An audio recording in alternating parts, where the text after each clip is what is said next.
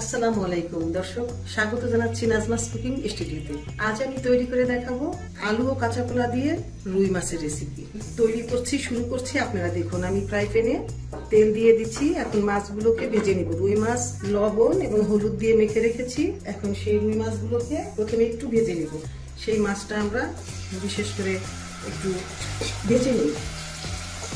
ফ্রিজে থাকা কোনো জিনিসই আমার বাসায় কেউ যেন খুব ভালো পছন্দ করেন না, যে কারণে তাজা আনলে এই মাছটা আমরা আর ভাজি না। তো এখন মাছগুলোকে ভেজে নিচ্ছি। পর্যায়ক্রমে দেখুন আমি কীভাবে রান্না করি। এটা অত্যন্ত মজার একটা রেসিপি।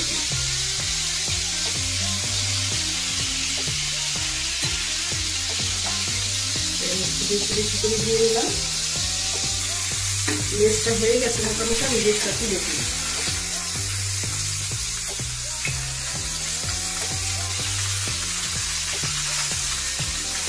রান্না আসলে আর্ট। এটাকে আপনি যতটা যত্ন এবং যতটা সুন্দর করে করবেন, শুধু এক বোঝা তেল মশলা দিলেই যে রান্না খুব মজা হবে তা কিন্তু না। হালকা ভেজে নিলেই হবে, অত বেশি ভাজবো না।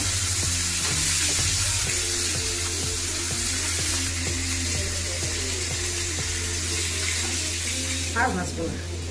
তেলের ভিতরে আমি একটু আলুগুলোকে ভেজে নেব। যে আলুগুলোকে আমি লবণ হলুদ দিয়ে রেখেছিলাম, অন্য সিস্টেমে রান্না করে দেখাই। দেখুন এটা খেতে অসাধারণ করছে। বললাম না, আমি কিছু কাঁচা কলা নিচ্ছি। এখানে ছোটো 4টা কাঁচা কলা ছিল, সেই ছোটো 4টা কাঁচা কলা নিচ্ছি। এগুলো আমি একসঙ্গে একটু ভেজে নেব। মরিচ নিই।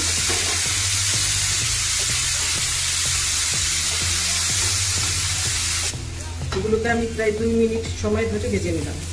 তাতে করে এটা কিন্তু খেতে অসম্ভব মজা হবে তরকারিটা। এখন এইভাবে এটা পাশে রেখে দেবো, নামিয়ে এখন আমরা রান্নায় চলে যাই। চুলায় একটা কড়াই বসাই নিলাম। এখন এই কড়াইয়ের ভিতরে আমি পুরো রান্নাটা শেষ করব। কড়াইটা যখন গরম হয়ে গেল তখন আমি একটু তেল দিচ্ছি। আমি আমার পছন্দ মতো এখানে 4 টেবিল চামচ পরিমাণ তেল হবে, রেগুলার রান্নার তেল। এখানে 2টা ছোট মাঝারি সাইজের পেঁয়াজ হবে। পেঁয়াজটা একটু হালকা জড়ো কালার করে নিচ্ছি। আমি লবণটা স্বাদ মতন দিয়ে দিচ্ছি, লাগলে পরে আবার দেবো, মনে হয় না লাগবে। আর হচ্ছে একটু পানি দিচ্ছি মশলাটা দেওয়ার পর।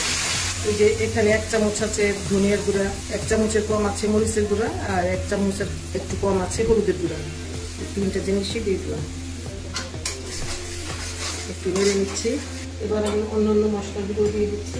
একটু জিরা দিয়ে দিচ্ছি, 1 চামচ পরিমাণ হবে এখানে।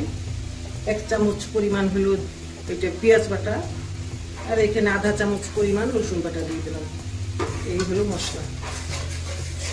এখন মশলাটা একটু কষিয়ে নিব।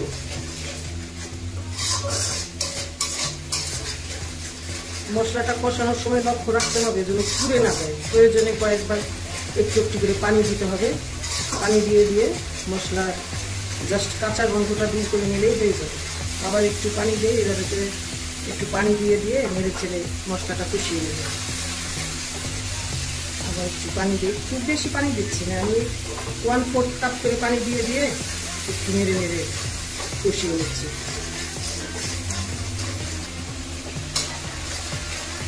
অনুমান করে 2 মিনিটের বেশি সময় মশলাগুলো একটু কষিয়ে নিয়েছি।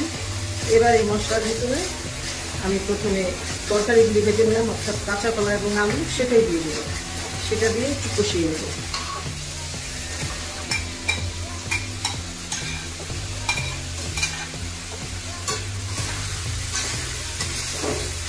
অনেক বেশি কষাবো না, কারণ এটা তো ভেজে নেওয়া আছে। মশলাটা এমনিতেই ভিতরে চলে যাবে খুব সহজে। এবার আমি আলু কাঁচা কলার ভিতরে ফুটন্ত গরম পানি দিয়ে দিচ্ছি। যতটুকু ঝোল রাখবো পরিমাণ করে একটু জ্বালিয়ে নিব। এই দেখি এখন কতটুকু, 1 লিটার হবে দিয়েছি। এখন একটু নেড়ে দিই।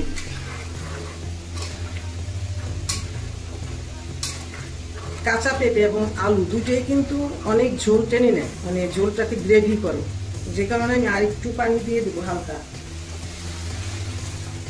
এবার অল্প একটু সময় ঢেকে রাখি, জাস্ট ভালো মতো বলক উঠুক।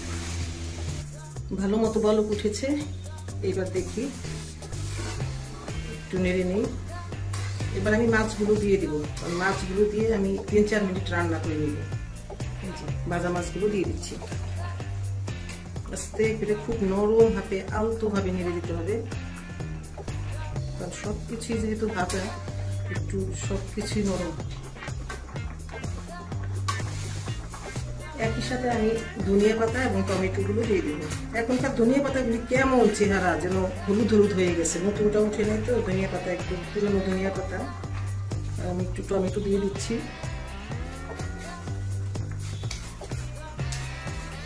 এবার এটাকে ঢেকে রান্না করে নিতে হবে। 3-4 মিনিট সময় এটাকে রান্না করে নেব, আর তার একটু বেশিও লাগতে পারে। দেখি কতটা সময় লাগে। দেখি মাছটার কি অবস্থা। দর্শক, আপনি যদি আমার এই ভিডিওটি ইউটিউব চ্যানেল থেকে দেখেন, তাহলে চ্যানেলটি যদি সাবস্ক্রাইব করে না থাকেন, প্লিজ চ্যানেলটি সাবস্ক্রাইব করে আমার পাশে থাকুন। আর যদি আমার ফেসবুক পেজ থেকে দেখে থাকেন, তাহলে পেজটিতে একটি ফলো, লাইক দিয়ে ভিডিওতে আপনার মূল্যবান মন্তব্য রেখে যাওয়ার জন্য অনুরোধ করছি। দেখুন, এখন আমার তরকারিটা প্রায় কিন্তু হওয়ার পথে। এই কাঁচা কলা ও আলু দিয়ে রুই মাছের রেসিপি। আর অল্প একটু রান্না করলেই হয়ে যাবে। একটু হালকা হাতে নেড়ে দেই।